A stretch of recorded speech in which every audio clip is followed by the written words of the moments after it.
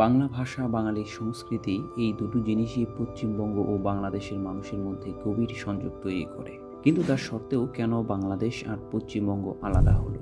British শাসনের সময় বাংলা ছিল অবিভক্ত, কিন্তু 1947 সালে ভারত পাকিস্তান বিভক্তির সময় ধর্মের ভিত্তিতে বাংলাকেও ভাগ করা হয়। যেখানে পশ্চিমবঙ্গের সংখ্যাগরিষ্ঠ হিন্দু সম্প্রদায়ের মানুষ ভারতে থেকে যায়, আর পূর্ববঙ্গ যেখানে মুসলমানরা সংখ্যাগরিষ্ঠ ছিল সেটি পাকিস্তানের অংশ হয়ে যায়। নাম দেয়া হয় পূর্ব পাকিস্তান। এরপর 1971 সালে পূর্ব পাকিস্তান বাংলাদেশ নাম নিয়ে মুক্তিযুদ্ধের মাধ্যমে স্বাধীন হয়ে যায়। তখন পশ্চিমবঙ্গ ও বাংলাদেশের মধ্যে থাকা বিভাজন আরও স্থায়ী হয়ে পড়ে। ভবিষ্যতে ভূখণ্ড দুটির কি এক হওয়ার সম্ভাবনা আছে?